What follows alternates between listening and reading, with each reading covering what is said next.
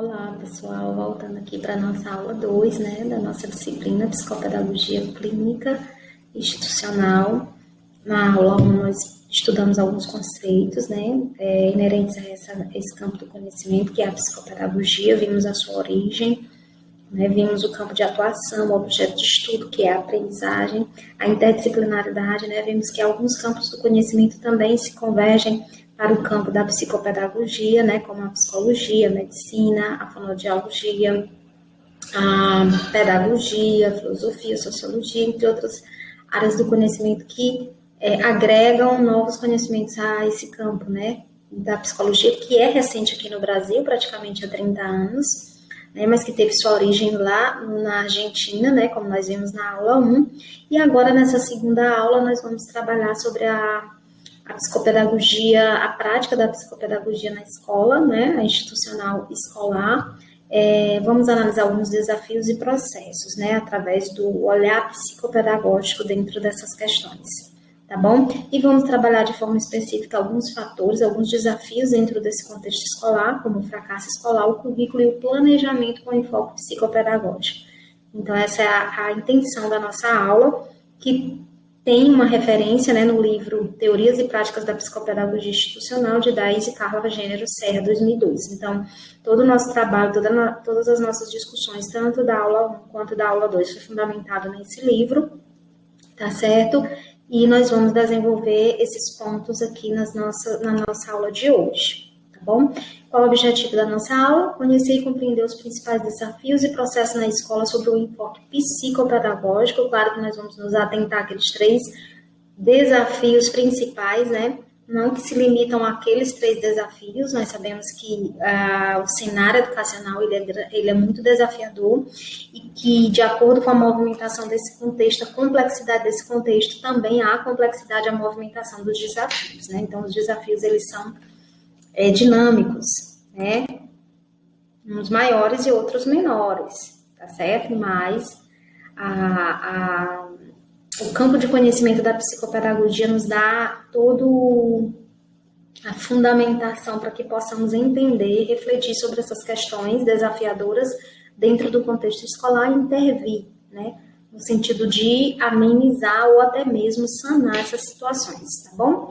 E se eu pedisse para que você enumerasse agora, nesse momento, todos os assuntos do cotidiano da escola que se configuram em desafios para os educadores de um modo geral, quais seriam esses assuntos? O que você listaria para mim nesse momento como os principais desafios, né, para os educadores nesse cenário escolar? Seria o quê? Fracasso? Né? Então, se a gente for analisar o nosso contexto, a escola como um todo, as relações que há dentro da escola, então ali tudo já é um desafio, né? E claro que nós podemos especificar esses desafios, tá certo? Então, a forma como o professor lidar com o aluno, a forma como as relações da escola com a família, a forma como as regras da escola elas são executadas, elas são impostas, a forma como a proposta pedagógica da escola ela é desenvolvida, ela é pensada, ela é criada, a forma como os aspectos metodológicos, psicológicos, né, se fundamentam ali dentro desse contexto escolar. Tá bom? Então, todas essas situações, elas são, sim, situações que geram desafios para a nossa prática, tá certo? E para elucidar essas análises com enfoque psicopedagógico, é necessário compreender fatores que atuam sobre a aprendizagem, né? Souza, 2012, ele apresenta alguns desses fatores, não diferente do que nós já estudamos anteriormente na aula 1, nós podemos observar que Souza, ele traz aqui algumas contribuições com relação a esses fatores que tratam de forma específica dificuldades de aprendizagem, né? Então, o primeiro fator está relacionado ao enfoque no processo de informação, tendo como mais prevalência nas últimas décadas a psicologia. Então, a psicologia ela tem se desenvolvido bastante dentro desse campo da área da aprendizagem, né? E tem nos dado um corpo de conhecimento bastante significativo para que possamos entender algumas situações de aprendizagem. Claro que a psicopedagogia ela faz uso desse corpo do conhecimento, sim.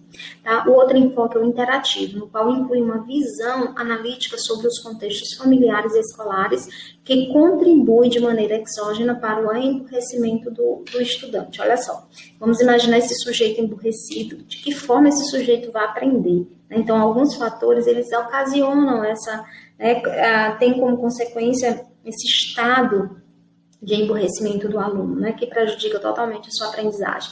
Então, muitas vezes, isso vem de quê? De uma relação mal construída no âmbito familiar, tá? No contexto escolar também, por isso que a gente fala que alguns desafios vivenciados dentro da escola estão justamente nas questões de relacionamentos dentro da escola, né? Isso precisa ser visto como um desafio a ser encarado, tá bom? E o enfoque neuropsicológico, né, enfatizando os fatores psíquicos e cognitivos estudados cada vez mais tanto no Brasil como no exterior. Hoje nós temos aqui a área da neurociência, que tem nos ajudado bastante a compreender como o indivíduo aprende através do funcionamento do cérebro, como a memória ela funciona, como as informações se processam ali dentro do cérebro, né, e se transformam em conhecimento, e como as disfunções nesse sistema pode prejudicar diretamente a aprendizagem do nosso aluno.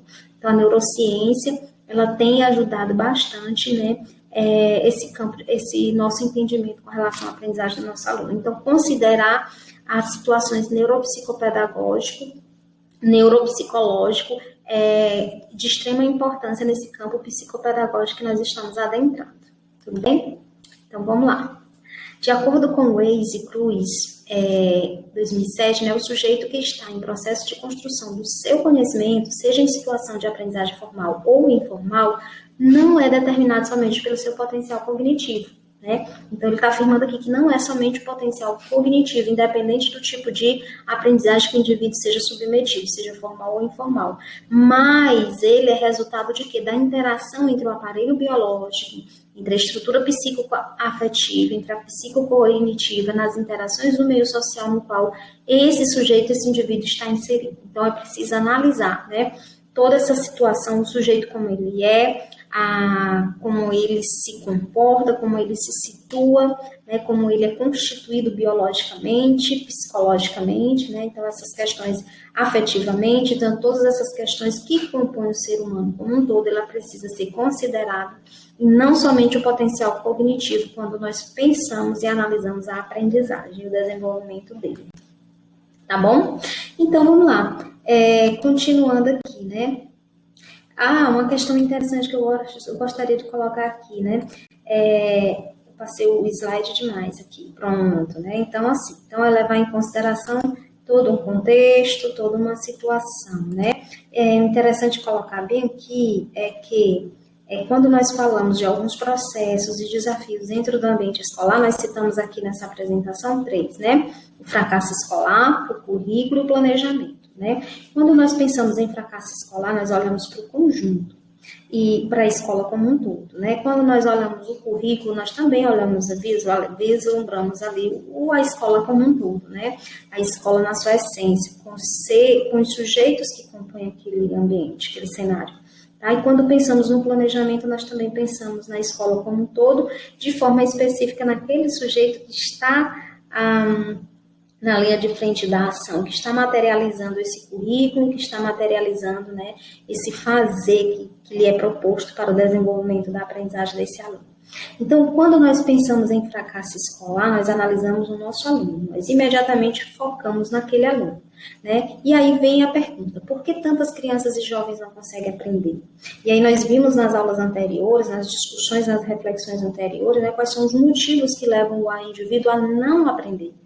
Quais são os fatores que podem interferir de forma direta ou indireta na aprendizagem do meu aluno, no desenvolvimento do indivíduo, tá certo? Então, por que tantas crianças e jovens não conseguem aprender? Daí veio, né, a contribuição desse especialista na área da psicopedagogia justamente para nos ajudar a entender por que esses alunos, esses jovens, essas crianças, eles não aprendem, né? Compreender esse cenário complexo, dinâmico, né, que está em constante movimento de acordo com a sociedade em que está inserido. Então, esse cenário que é a escola, é preciso compreender todo ele, é preciso compreender, perceber o indivíduo tal como ele é, para que a gente possa entender por que ele não consegue aprender. tá? E aí veio outro questionamento, outra provocação. Será se ele não consegue aprender? Será se essa causa está no próprio aluno? Né? Então, é quase que inconscientemente a gente já pensa logo, esse meu aluno não aprende porque ele é preguiçoso, ele não tem interesse, né? Mas por que ele não tem interesse? Tá? Por que ele não tem desejo? Por que ele não tem essa motivação para aprender? Então, alguma coisa está acontecendo. É preciso a gente refletir sobre o que está influenciando essa atitude desse meu aluno. Por que ele não aprende? Por que ele não consegue aprender? Quais são os fatores ali que estão permeando essas situações, né? E será se as causas estão no próprio aluno? Né? Então, quando a gente analisa essa questão, a gente procura a causa logo no aluno. A gente não consegue se colocar como sujeito também, enquanto educador, que possa estar contribuindo para que essa aprendizagem não aconteça. Então, é preciso que o professor ele se perceba também como um sujeito que está dentro desse processo e que ele precisa ser analisado também, não só o aluno. Não é só perguntar por que o aluno não acontece, não é só a defasagem da aprendizagem, mas nós precisamos também perceber e entender que existe muitas vezes uma defasagem na ensinagem, como diz José Pacheco. Né? Então, ele sempre fala que a gente precisa se perceber como sujeito dentro desse processo, como um sujeito que pode facilitar, mas também como um sujeito que muitas vezes pode ser um empecilho para que essa aprendizagem aconteça. Como professora que eu posso ser um empecilho? Vamos olhar para as práticas pedagógicas. Será se elas estão alinhadas ao estilo de aprendizagem, ao ritmo de aprendizagem do meu aluno? Será se a forma como eu estou ministrando esse conteúdo, essa habilidade, essa competência corresponde com a expectativa do meu aluno? Será se isso está despertando o desejo, o interesse dele? A forma como eu trabalho, será se está alinhado com a realidade do meu aluno? Né? Então, é preciso perceber todas essas questões e se colocar também como um sujeito que pode ou não, como um fator que pode ou não facilitar ou dificultar essa aprendizagem, tá bom? Não só colocar, responsabilizar, delegar tudo isso ao nosso aluno. O aluno pode ter culpa? Pode, mas ele pode não ter diretamente essa culpa. A gente precisa analisar. E eis a função do psicopedagogo, fazer toda essa análise, buscar as causas para poder fazer as intervenções. Uma dessas causas também pode ser o contexto familiar, né? Esse aluno ele pode se encontrar no estágio de desinteresse, de desmotivação na sua aprendizagem, de falta de desejo de aprender, de se envolver com as questões educacionais, né? E aí não desenvolver sua aprendizagem por questões familiares. Então, é preciso entender esse indivíduo dentro desse contexto familiar. É preciso entender esse contexto familiar. Até que ponto esse contexto todo está trazendo benefício, está ajudando ou não esse indivíduo a se desenvolver. Preciso perceber também as condições sociais do aluno e ainda a sua privação cultural, porque são fatores, sim, né, que interferem diretamente na questão da aprendizagem do meu aluno. A autora, ela nos dá aqui um alerta, a autora do livro, né, a Daisy, diz o seguinte: cuidado para não responsabilizar o aluno pelo seu fracasso escolar, pois nem sempre o problema está localizado no próprio sujeito.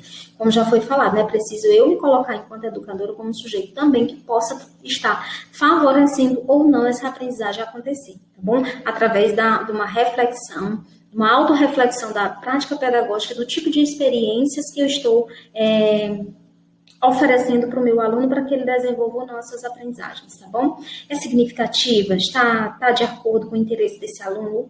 Qual é o interesse do meu aluno? Né? Eu preciso saber, preciso conhecer para poder desenvolver as minhas ações pedagógicas, tá certo? Tudo bem?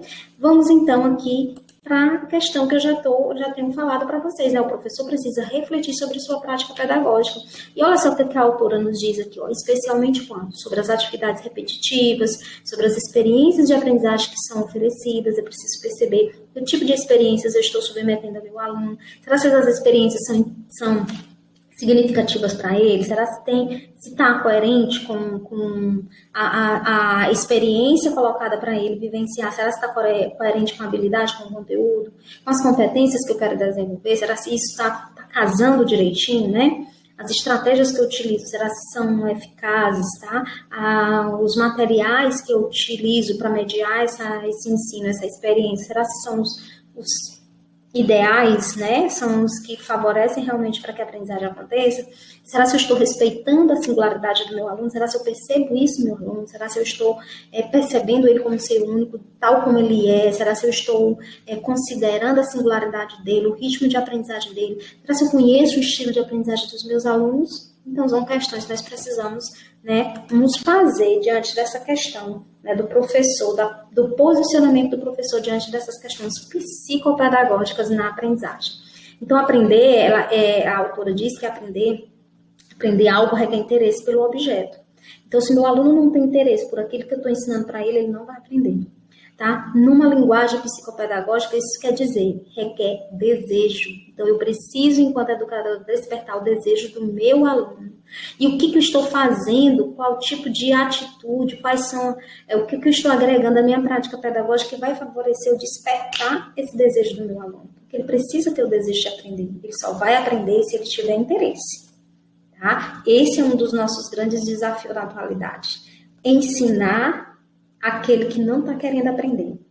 E qual é o nosso desafio? É ensinar aquele que não está querendo aprender? Não, essa é a realidade. Nosso desafio é despertar nesse ser que não está querendo aprender o interesse para aprender. Entendeu? Então, despertar esse desejo. Como que eu vou fazer isso, prof? Como que você vai fazer isso? Você vai repensar a sua prática pedagógica, você vai alinhar as estratégias pedagógicas de acordo com a realidade do teu aluno, percebendo os estilos de aprendizagem que ele desenvolve, que ele tem, né? E alinhar isso de forma que vai despertar nele esse desejo de querer construir o seu próprio conhecimento, tá bom? Então, a nossa ação pedagógica, a nossa atitude pedagógica, ela tem que fazer sentido para o aluno. O aluno ele tem que perceber isso, tem que ter sentido, tem que ter significância para ele, porque se não tiver, ele não vai ter interesse, ele não vai ter desejo, tá bom? Aí entra o papel do professor na hora de eleger a oportunidade de aprendizagem significativas, né? Então, o que a autora está querendo dizer? Olha, ao planejar teu trabalho pedagógico, pensa em atividades que sejam significativas para o teu aluno. Veja as estratégias que possam ser viáveis tanto para você quanto para ele. Pense nele como ele é, considerando e respeitando a singularidade dele. Perceba os estilos de aprendizagem que ele desenvolve, porque só assim você vai pensar em ações, em situações de aprendizagem que vai despertar nele o desejo de se envolver, né, e, de fato, aprender. E aí, minha gente, outro ponto, né, que nós precisamos olhar, que precisamos ter cuidado, precisamos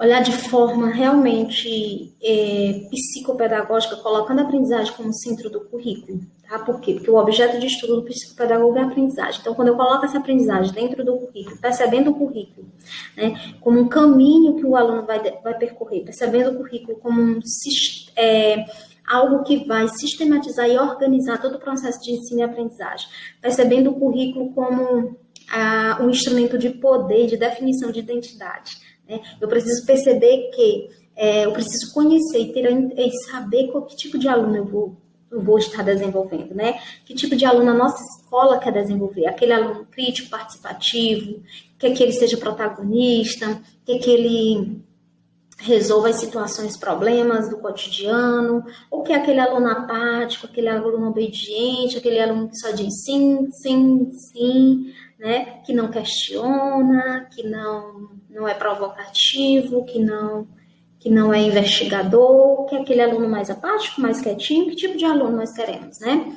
Então, é preciso entender qual é a exigência, qual é a demanda da sociedade, o que é que a sociedade espera de indivíduo, né, para se relacionar no meio dela.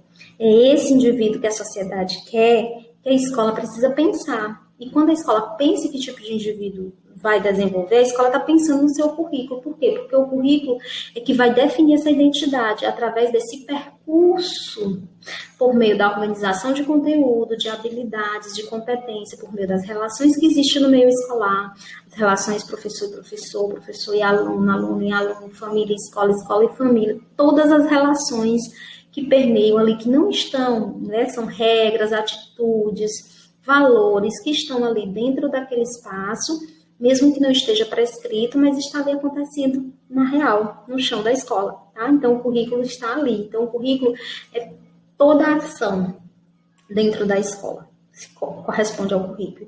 Então, esse currículo ele precisa ser pensado como algo que vai favorecer a aprendizagem, e não como algo que possa prejudicar essa aprendizagem. Então, esse currículo ele precisa ser um currículo pensado de forma, né, significativa, assim também como o ato pedagógico. Precisa ser significativo, o currículo também precisa ser um currículo significativo para esse meu aluno.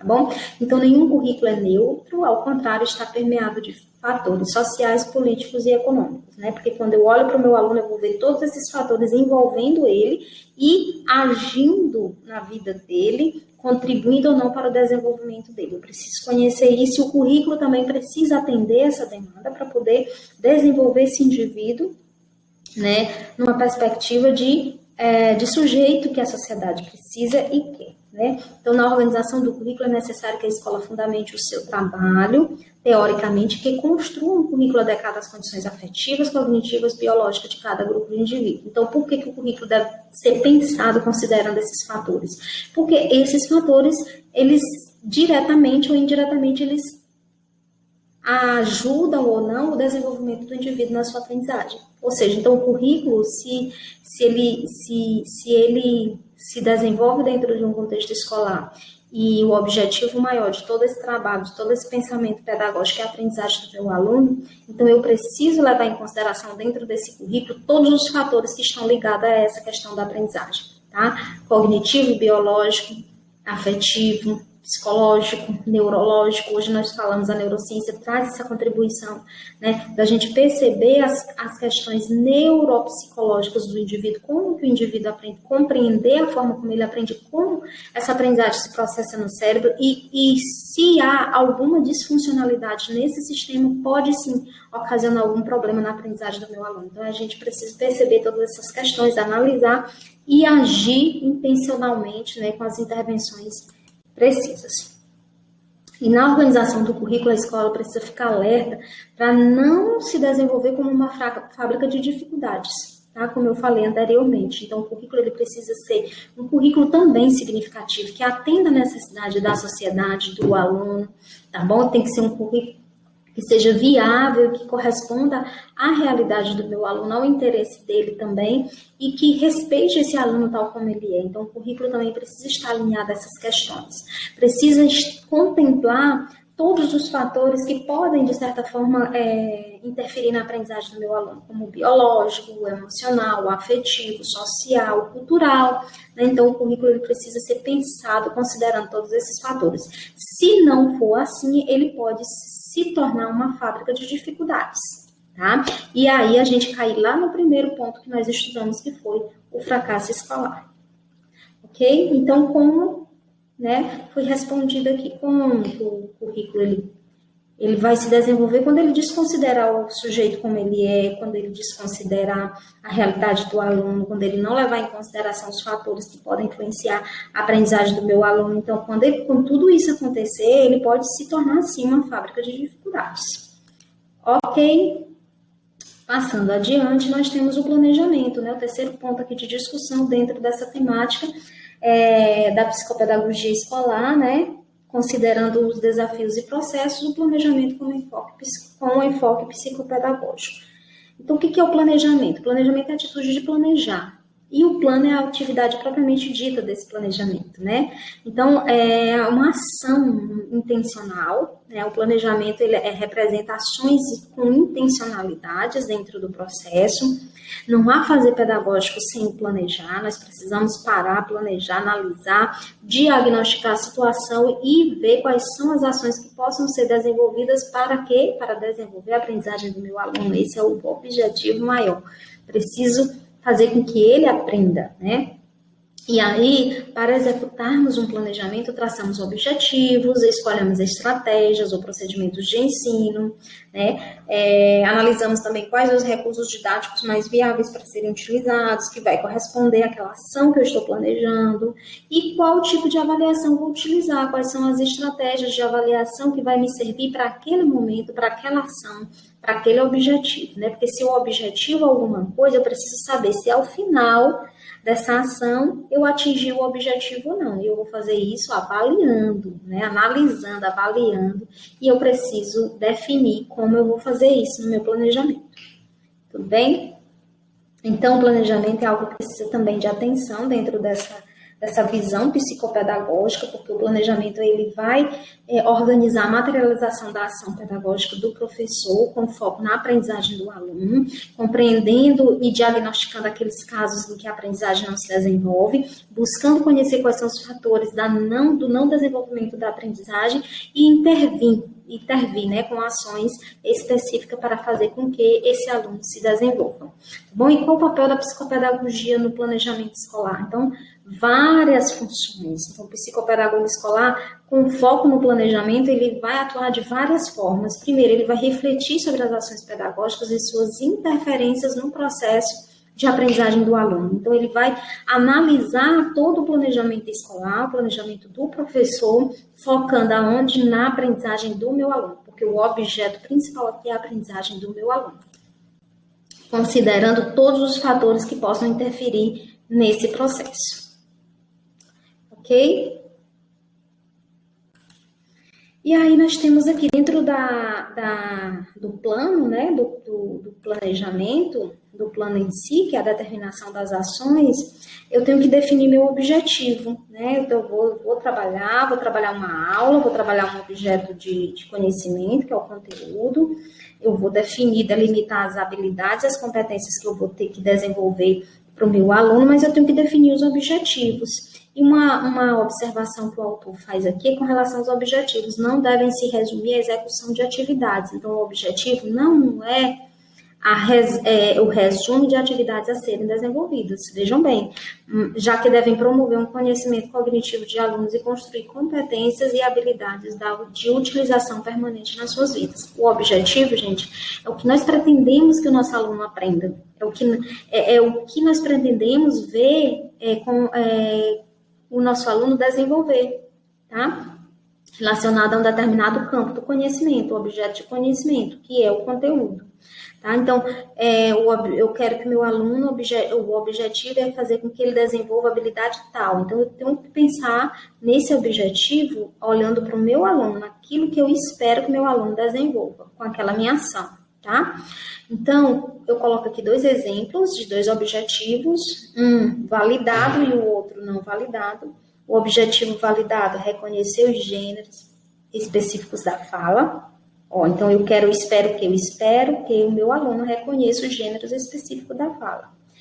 O que não é objetivo? Rever o assunto através da correção da atividade, bem como a participação dos alunos do grupo. Então, isso que não corresponde a uma ação ou a expectativa de aprendizagem do meu aluno. Mas esse segundo faz referência a uma atividade minha enquanto professora. Rever o assunto, quem que faz essa revisão? O professor. Através da correção de atividade, quem que corrige? Eu, professor, bem como a participação dos alunos no grupo. Então, é o que eu estou esperando, entendeu? É como se eu estivesse descrevendo uma ação minha. Então, não corresponde ao objetivo de aprendizagem do meu aluno, que tem que estar focado nele, nas habilidades e competências a ser desenvolvidas por ele, de acordo com a provocação que eu vou, com as experiências de aprendizagem que eu irei submeter a ele nessa aula, nessa ação. Bom, e as estratégias, elas se referem às ações do professor, né? Agora sim, quais são as estratégias, né? É a ação do professor, a forma como o professor vai ensinar, a forma como ele vai entregar esse conteúdo, a forma como ele vai desenvolver essa situação de aprendizagem para que esse aluno adquira esse conhecimento que ele pretende que ele adquira, né? Então, é como o professor vai trabalhar, diz respeito à atividade desenvolvida pelo professor para o alcance do objetivo de aprendizagem. Descrever os meios através dos quais o professor alcança os alunos. Então, é como eu vou atingir o meu aluno para poder chegar naquele objetivo que eu pretendia inicialmente. Entendeu? Então, a estratégia está voltada para a ação do professor, para atingir o objetivo de aprendizagem, mas o objetivo de aprendizagem que eu espero do meu aluno e não do meu trabalho.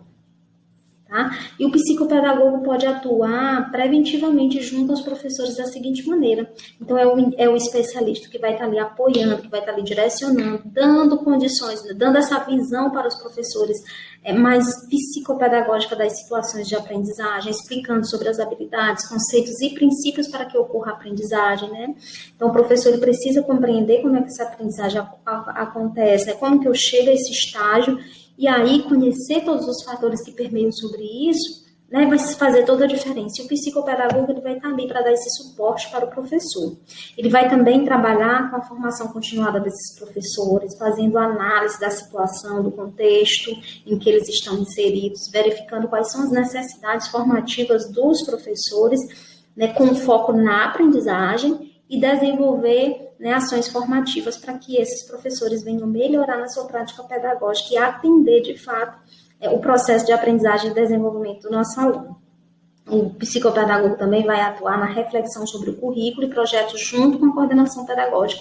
Tanto que o currículo é importante, né? Então, o psicopedagogo ele precisa ter conhecimento do currículo da escola, como ele se desenvolve, como ele é pensado, como ele é estruturado e organizado, e quais são as situações que são consideradas dentro desse currículo, né? Para que essa aprendizagem venha desenvolver. Então, essa reflexão feita pelo psicopedagogo sobre o olhar do psicopedagogo é muito importante para que a aprendizagem venha, para que a escola se organize com foco na aprendizagem, para que a escola se organize procurando entender os sujeitos que ali estão, né, e quais são os fatores que estão permeando nesse meio, nesse cenário, que possa ou não favorecer a aprendizagem.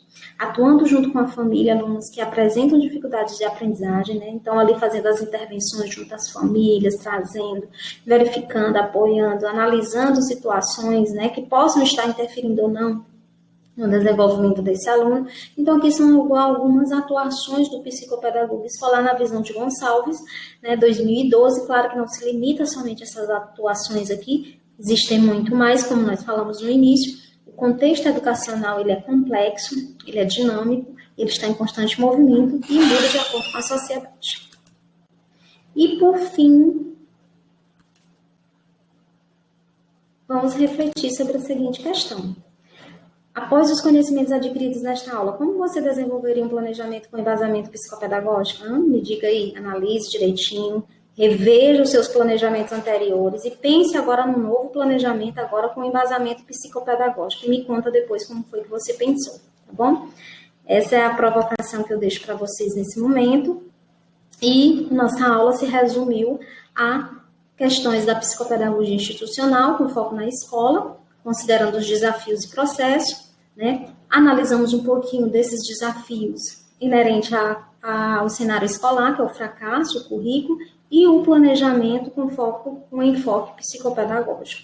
Foram as questões tratadas nessa aula 2, finalizando a nossa disciplina, e eu deixo para vocês, né, vamos exercitar um pouquinho a nossa mente, a nossa memória, e vamos aprender um pouco mais analisando alguns casos. Eu deixo para vocês, como atividade da disciplina, a análise do caso 1, que tem como tema currículo e inclusão. Você vai analisar que tem uma situação problema, onde vocês irão analisar essa situação problema e se posicionar como psicopedagogo diante dessa situação, ok? No caso 2, que traz como tema dificuldade de aprendizagem, um desafio no contexto escolar, então nós temos também uma situação problema, em que eu peço que vocês analisem essa situação problema e se posicionem como psicopedagogo diante da situação, tá bom? Então, essas são as duas atividades para otimizar a aprendizagem de vocês nesses assuntos que nós discutimos na aula 1 e aula 2. Tudo bem? Bom trabalho, bom curso. Tchau, tchau.